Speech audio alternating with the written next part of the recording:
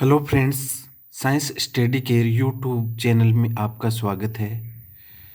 मेरे चैनल को लाइक करें, सब्सक्राइब करें और ज़्यादा से ज़्यादा शेयर करें और बेल आइकन का बटन ज़रूर दबाएं, जिससे जो नए वीडियो डाले जाते हैं वो आप तक पहुंच सकें। आज हम पढ़ेंगे अपघटनीय वियोजन अभिक्रिया। ऐसी अभिक्रियाएं जिसमें एक अभिकारक अपघटित होकर दो या दो से अधिक उत्पाद बनाते हैं, अपघटनीय अभिक्रिया कहलाती है। इस अभिक्रिया के अंदर अभिकारक के बंध टूटते हैं और ऊष्मा की आवश्यकता होती है। वह ऊष्मा प्रकाश के रूप में, विद्युत के रूप में, ताप के रूप में हो सकती है। उसी आधार पर अपघटनीय अभिक्रिया को तीन भागों में बांटा गया है। यहाँ उदाहरण के रूप में समझाया गया है कि AB एक पदार्थ है जो ऊष्मा, ताप, विद्युत धारा के प्रभाव से टूटकर A व B में बदल गया है। अपघटनीय अभिक्रिया के कारण के आधार पर प्रकाश। विद्युत अपघटनी। इस प्रकार की अभिक्रिया में किसी भी यौगिक के गलित या द्रव अवस्था में विद्युत धारा प्रवाहित की जाती है तो वह अपघटित हो जाता है। जैसे H2O विद्युत धारा के प्रभाव से अपघटित होकर H2+O2 में विभक्त हो गया है। ऐसे ही अन्य उदाहरण हम ले सकते हैं, जैसे जलीय NaCl। तो यहाँ पर NaCl का अपघटन करने पर NaOH, और H2 का निर्माण होता है। ऊष्मीय अपघटन। ऊष्मीय अपघटन। इस प्रकार के अपघटन अभिक्रियाओं में यौगिक को ऊष्मा देनी पड़ती है। ऊष्मा देने से वह छोटे छोटे टुकड़ों में टूट जाता है। जैसे ये CaCO3 कैल्शियम कार्बोनेट चूना पत्थर संगमरमर का सूत्र है। इसको जब हीट करते हैं तो CaO कैल्शियम ऑक्साइड प्राप्त होता है, जो बिना बुझा हुआ चूना है, और साथ में कार्बन डाइऑक्साइड गैस बनती है। इसके बाद में है प्रकाशीय अपघटन। इस प्रकार की अभिक्रिया में यौगिक प्रकाश से ऊर्जा प्राप्त कर छोटे छोटे अणुओं में टूट जाता है।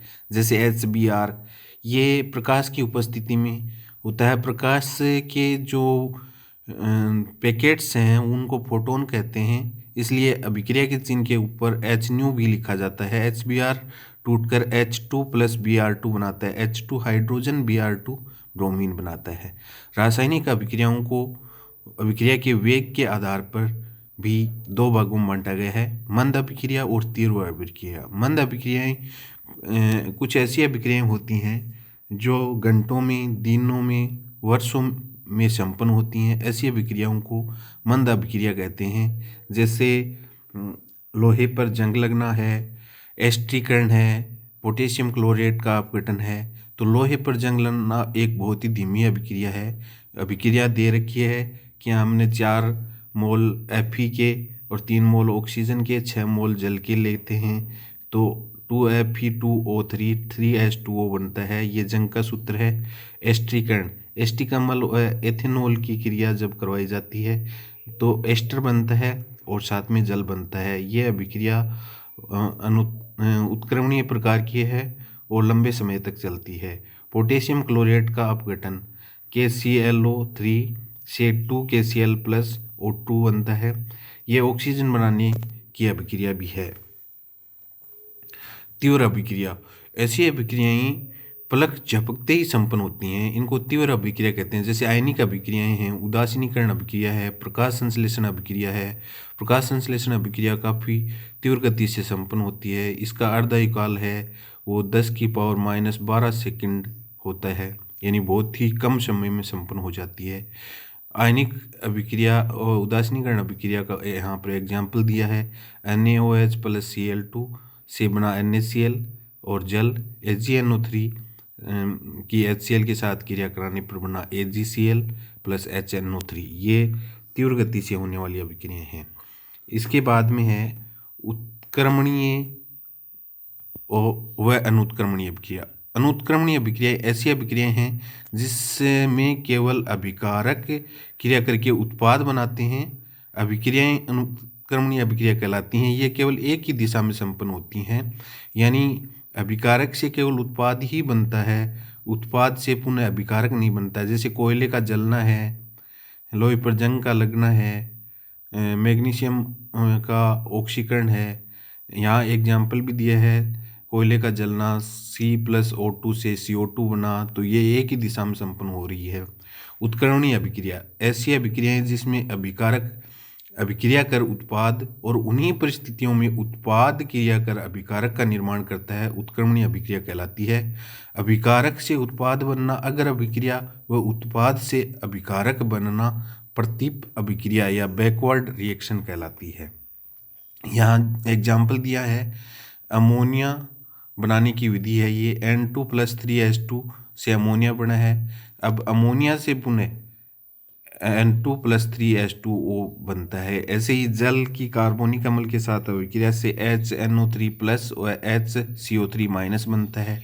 ये भी उत्क्रमणीय अभिक्रिया है। वैसे ही एस्टरीकरण अभिक्रिया का उदाहरण भी हमने पीछे पढ़ा, वो भी उत्क्रमणीय अभिक्रिया का उदाहरण है। इससे के बाद में है ऑक्सीकरण व अपचयन।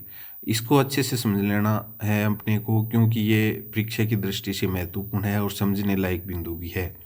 ऑक्सीकरण में ऑक्सीजन का योग होता है। किसी पदार्थ में यदि ऑक्सीजन का योग होता है तो वो ऑक्सीकरण है। जैसे कार्बन में ऑक्सीजन का योग हुआ CO2 बना, मैग्नीशियम में ऑक्सीजन का योग हुआ MgO बना। तो यहाँ पर ऑक्सीकरण हो रहा है कार्बन और मैग्नीशियम का। वहीं अपचयन हाइड्रोजन का योग यदि होता है किसी में, जैसे H2+Cl2, यहाँ Cl2 में H का योग हुआ है, तो ये अपचयन है। यानी ऑक्सीजन का योग है वो ऑक्सीकरण, हाइड्रोजन का योग है वो अपचयन। हाइड्रोजन का यदि निष्कासन होता है तो वो ऑक्सीकरण है, और ऑक्सीजन का निष्कासन होता है तो वो अपचयन है। हाइड्रोजन का निष्कासन का यहाँ पर एग्जाम्पल दिया है, हाइड्रोजन सल्फाइड की ऑक्सीजन के साथ क्रिया करते हैं तो हाइड्रोजन हटकर ऑक्सीजन के साथ जुड़ जाता है। इसका मतलब ये हुआ कि हाइड्रोजन सल्फाइड का ऑक्सीकरण हो रहा है, और इसी प्रकार से ऑक्सीजन का निष्कासन, यहाँ पर पोटेशियम क्लोराइड का अपघटन करने पर Cl+O2 बनता है, तो यहाँ ऑक्सीजन हट रही है, इसका मतलब अपचयन हो रहा है। विधुन धनी तत्व का निष्कासन, यहाँ देखो Ki+Cl2, तो K है वो Cl के साथ, K है वो हट रहा है Ki से, तो यहाँ पर Ki का क्या हो रहा है, ऑक्सीकरण हो रहा है। वहीं विद्युत ऋणी तत्व का योग, तो यहाँ पर विद्युत ऋणी तत्व का योग हो रहा है, तो ये अपचयन है। ऐसे ही विद्युत ऋणी तत्व का योग Mg+Cl2, यहाँ पर विद्युत ऋणी तत्व Cl2 है वो Mg के साथ ऐड हो रहा है, तो ये ऑक्सीकरण है। वैसे विद्युत धनी तत्व का योग, यहाँ पर मैग्नीशियम है वो विद्युत धनी तत्व है, तो यह Cl के साथ जुड़ रहा है, तो यहाँ पर अपचयन हो रहा है। विइलेक्ट्रॉनीकरण, ये आधुनिक परिभाषा है कि किसी पदार्थ से यदि इलेक्ट्रॉन निकलते हैं तो वह ऑक्सीकरण कहलाता है, और इलेक्ट्रॉन ऐड होते हैं, इलेक्ट्रॉन जुड़ते हैं, यानी इलेक्ट्रॉनीकरण होता है, तो अपचयन कहलाता है। ये आधुनिक परिभाषा है। आज के टॉपिक इतने ही टॉपिक करेंगे हम। धन्यवाद, और बहुत बहुत धन्यवाद आपको। शायद मेरा टॉपिक्स आपको पसंद आएगा। आप मेरे चैनल को सब्सक्राइब करें, लाइक करें और बेल आइकन को दबाएं, जिससे आपको वीडियो की नोटिफिकेशन मिल जाए, और इससे भी अच्छे वीडियोज़ आपके लिए लेकर आता रहूँगा मैं। ये प्रतियोगी परीक्षाओं के साथ के लिए भी महत्वपूर्ण है। वैसे ये RBSc 10th क्लास के लिए मैं वीडियोज़ बना रहा हूँ, लेकिन फिर भी काफ़ी महत्वपूर्ण प्रश्न कॉम्पिटिटिव एग्ज़ाम के लिए भी हैं। धन्यवाद।